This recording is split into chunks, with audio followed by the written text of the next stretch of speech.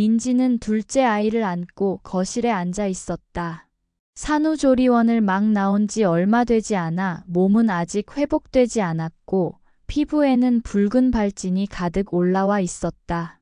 아토피와 피부묘기증 때문에 하루도 약을 꺼를 수 없었고 그로 인해 모유 수유는 애초에 불가능했다. 아이에게 안전하지 않았기 때문이다. 그래서 그는 일찌감치 분유를 선택했고 의사도 잘한 선택이라고 칭찬해 주었다. 그런데 평온할 줄 알았던 나날은 오래가지 않았다. 현관문을 벌컥 열고 들어온 사람은 시누이 수진이었다. 손에는 갓 태어난 자신의 아기를 안고 있었다. 얼굴에는 피곤함 대신 어딘가 억울하고 따지는 기운이 가득 묻어 있었다. 언니, 나 진짜 힘들어서 그래. 나 모유가 너무 부족해. 의사도 모유 먹이면 좋다고 하는데 우리 애한테 모유 좀 나눠줘. 언니는 둘째 분유 먹인다면서? 그럼 조금만 짜서 나 주면 되잖아. 순간 민지는 멍해졌다. 이게 무슨 황당한 부탁인지 이해가 가지 않았다. 수진아, 나 지금 약 먹고 있는 거 알잖아. 내가 모유 먹이면 애한테 안 좋아. 그래서 아예 분유만 먹이는 거야. 하지만 수진은 눈 하나 깜짝하지 않았다. 오히려 억울하다는 듯 목소리를 높였다. 언니, 나도 알아. 근데 약 먹는다고 다 위험한 거 아니잖아. 인터넷 보면 괜찮다는 사람들도 있던데. 솔직히 언니는 분유 먹일 거니까 상관없는 거 아니야? 우리 애는 모유가 필요하다니까. 나 진짜 잠도 못 자고 우울해 죽겠어. 민지는 황당함과 분노가 동시에 치밀었다. 분유를 선택한 자신을 마치 모유를 포기한 무책임한 엄마처럼 몰아가는 말투였다. 하지만 더 큰 문제는 수진의 태도였다. 부탁이 아니라 거의 당연히 줘야 한다는 식이었다. 수진아, 그건 안 돼. 약 먹고 있는 내가 어떻게 다른 아기한테 모유를 줘. 나도 내 애 안전 때문에 분유 먹이는 거야. 이건 양보할 수 있는 게 아니야. 그 순간 수진은 울상이 되어버렸다. 그리고는 아이를 품에 꼭 안고 말했다. 언니, 진짜 매정하다. 가족끼리 이럴 수 있어? 나 진짜 언니한테 실망했어. 엄마한테 다 말해야겠다. 민지가 대답하기도 전에 수진은 휴대폰을 꺼내 들더니 시어머니에게 전화를 걸었다. 엄마, 언니가 나한테 모유 한 방울도 못 주겠다네. 나 혼자 애 키우라고 하네. 진짜 너무하지 않아? 전화기 너머로 들려오는 목소리는 예상대로였다. 뭐라고? 민지가 그랬다고? 세상에, 애가 얼마나 귀한데 내 신우 아기인데 좀 양보하면 어디 덧나냐? 당장 언니 바꿔라. 수지는 기다렸다는 듯 폰을 민지에게 들이밀었다. 민지는 잠시 숨을 고르고 전화를 받았다. 어머니, 제가 약을 먹고 있어서 모유 수유는 애초에 불가능해요. 의사도 분유가 안전하다고 했고요. 그래서 제 아기도 분유 먹이고 있어요. 그러나 정숙의 목소리는 점점 더 차갑게 가라앉았다. 민지야, 네가 뭘 모르네. 옛날엔 다 약 먹고도 애 낳고 키웠어. 괜찮아. 내 신우 아기인데 네가 좀 희생하면 되지 않겠니? 가족끼리 이렇게 야박하게 굴면 되겠어? 민지는 할 말을 잃었다. 지금 이 상황이 황당한 건 자신뿐인 것 같았다. 그리고 바로 그 순간 현우가 퇴근해 집에 들어왔다. 상황을 듣게 된 그는 처음엔 당황한 듯 했지만 곧 한숨을 쉬며 말했다. 민지야, 그냥 조금만 줘라. 가족끼리 이렇게 싸울 일 아니잖아. 수진도 힘들다잖아. 우리 애는 분유 먹으니까 괜찮지 않겠어? 민지는 남편의 말에 심장이 덜컥 내려앉는 기분이었다. 세상에서 자기 편이 되어줄 거라 믿었던 단 한 사람마저 이렇게 등을 돌리는 순간 그녀의 눈가에는 눈물이 맺히기 시작했다. 민지는 한동안 아무 말도 할 수 없었다. 눈앞이 캄캄해지는 기분이었다. 시누이의 억지, 시어머니의 강압, 남편의 배신까지. 마치 집안에서 유일하게 자신만 잘못된 사람이 되어버린 듯했다. 현우야, 네가 지금 무슨 소리 하는 거야? 내가 왜 모유를 줘야 하는데? 약 먹는다고 몇 번을 말해?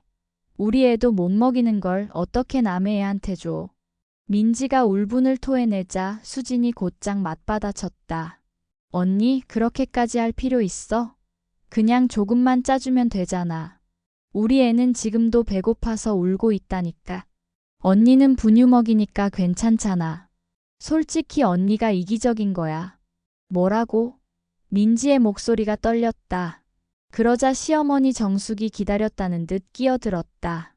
스피커폰으로 울려 퍼지는 목소리는 단호하고 싸늘했다. 맞다. 민지야, 네가 너무 욕심부리는 거야. 내 동생 힘든 거 뻔히 알면서 모유 좀 못 내주겠니? 그깟 약 하루 이틀 안 먹으면 되잖아. 애들 키우는데 약이 뭐가 그렇게 대수라고. 민지는 그제야 소름이 끼쳤다. 자신의 아픈 몸, 두 아이의 안전은 누구도 중요하게 여기지 않는다는 사실. 이 가족에게는 오직 수진의 아기만 존재하는 것 같았다. 어머니, 제 몸은요? 제 아기는요? 저는 아무래도 상관없다는 거예요? 떨리는 목소리에 담긴 울분은 곧장 무시됐다. 민지야, 며느리는 원래 좀 희생하는 법이야. 너도 언니니까 동생 도와주는 게 맞지 않니? 네가 좀 힘들더라도 가족끼리 도와가며 살아야지. 그게 정이야. 그 말에 민지의 눈앞이 흐려졌다. 희생이라는 단어는 이 집안에서 늘 자신에게만 적용되는 말이었다. 남편 현우마저도 고개를 떨구며 말했다. 민지야, 어차피 너 분유 먹이기로 했잖아. 그냥 한두 번만 도와주면 돼. 괜히 큰일처럼 만들지 말고. 수진이 지금 산후 우울증 온 것 같아. 네가 좀 이해해라. 민지는 믿고 싶지 않았다. 내 남편이 정말 이런 사람이었나? 그녀의 심장이 찢어질 듯 아팠다. 그러자 수진이 다시 불을 지폈다. 오빠도 나 편이잖아. 언니, 진짜 너무하다. 언니만 힘든 줄 아나 봐. 나도 애 낳느라 힘든 고생 다 했어. 근데 모유도 안 나오고 그런 나 좀 도와주는 게 뭐가 그렇게 힘들어? 언니, 진짜 매정하다. 남한테도 그렇게 안 하겠다. 민지는 더는 참을 수 없었다. 수진아, 내 애는 네가 책임져야지. 왜 내 몸까지 내놓으라고 해? 내 건강은 아무렇지도 않냐고. 하지만 그 순간 정숙의 목소리가 번개처럼 내리꽂혔다. 민지, 말버릇이 그게 뭐냐? 네가 아무리 힘들어도 그렇지 동생한테 그딴 식으로 말해? 네가 진짜 며느리 맞니? 내가 괜히 너 싫다 했니? 이런 이기적인 며느리 처음 봤다. 민지의 손이 덜덜 떨렸다. 몸은 아직 회복되지 않았는데 마음은 이미 산산조각이 나는 것 같았다. 그러자 현우가 갑자기 짜증 섞인 목소리로 소리쳤다. 그만해, 민지야. 왜 이렇게 일을 키워? 그냥 조금 줘서 넘어가면 될걸 왜 끝까지 버티는 거야? 네가 고집 부리니까 엄마도 화내시잖아. 가족끼리 이게 뭐 하는 짓이야. 순간 민지는 남편의 얼굴을 똑바로 바라보았다. 차갑게 식어버린 눈빛이 낯설었다. 현우야, 너 지금 제정신이야? 내 모유는 내 아기 거야. 근데 그걸 남주라고? 네가 진짜 남편이야? 아니면 그냥 엄마 아들일 뿐이야? 순간 정숙이 비웃듯 말했다. 봐라, 내가 뭐랬니? 저녀는 우리 집 식구가 아니야.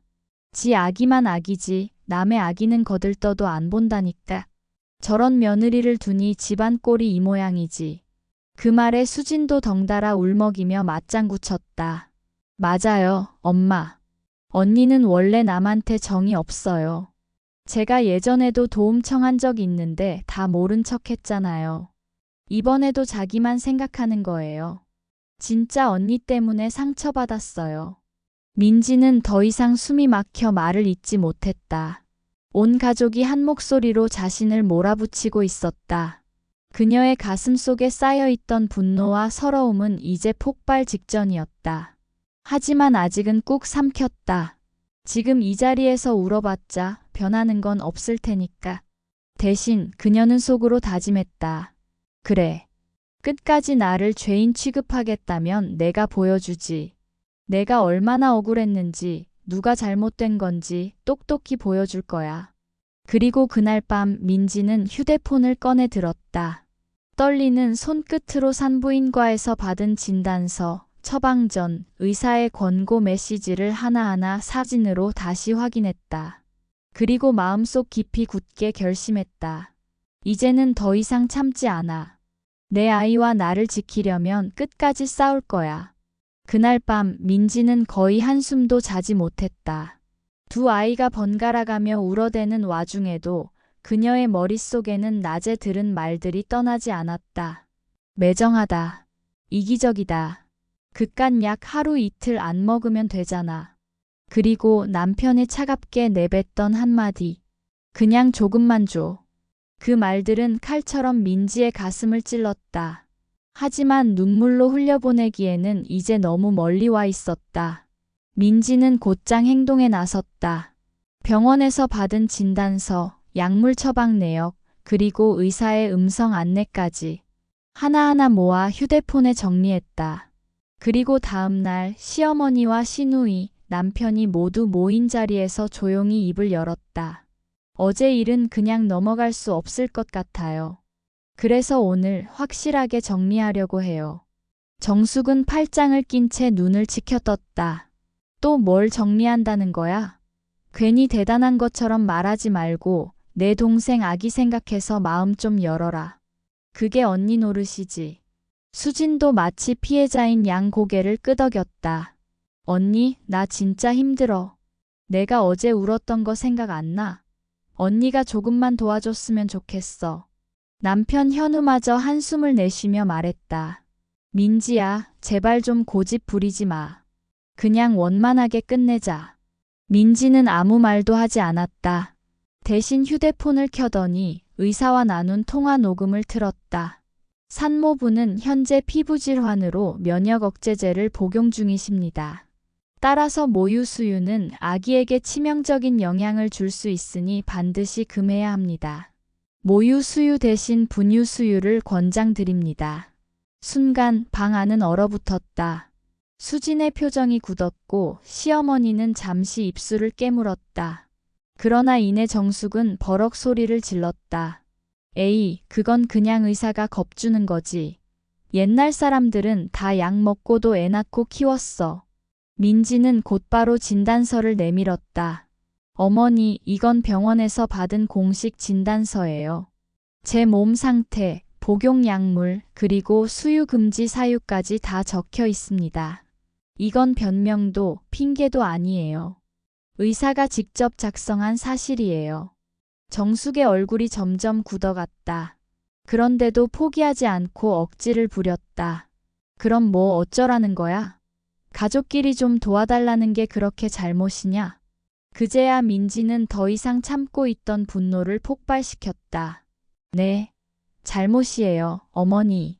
제 건강 무시하고, 제 아기 무시하고, 오직 수진이 아기만 챙기라는 게 어떻게 그게 가족입니까? 가족이라면서요. 근데 왜 가족 중에 저랑 제 아기는 없어요? 저는 늘 희생만 강요받고 제 권리는 없어요. 그런 게 가족이에요? 정숙은 순간 말문이 막혔다. 수진도 얼굴이 하얗게 질려 고개를 숙였다. 민지는 이어서 남편을 똑바로 바라봤다. 현우, 네가 제일 실망이야. 내가 얼마나 힘든지 누구보다 잘 알 텐데 너는 어제 내 아내도 내 아이도 버렸어. 그냥 엄마 아들로 살고 싶으면 그렇게 해. 하지만 나는 그런 남편 필요 없어. 현우는 당황한 듯 손사래를 쳤다. 아니야, 민지야, 그게 아니라 나는 그냥 상황을 원만하게 풀고 싶어서. 원만하게? 네가 말하는 원만함은 결국 내가 희생하는 거잖아. 난 더 이상 그런 결혼 생활 안 해. 민지의 단호한 목소리에 방 안은 정적에 휩싸였다. 잠시 후 민지는 차갑게 말을 이어갔다. 앞으로 다시는 제 모유 이야기를 꺼내지 마세요. 제 몸은 제 것이고 제 아이를 위해서만 쓰일 거예요.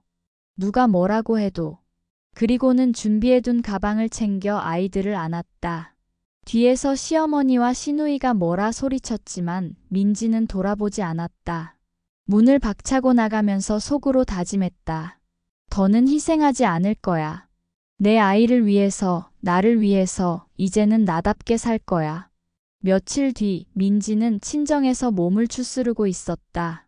친정 부모님은 딸의 상처 입은 마음을 보듬어 주었고 그녀는 점점 강해져 갔다. 그리고 소문에 따르면 시어머니와 시누이는 동네에서도 얼굴을 들지 못할 만큼 망신을 당했다고 했다. 그 모든 일련의 과정을 겪으며 민지는 깨달았다.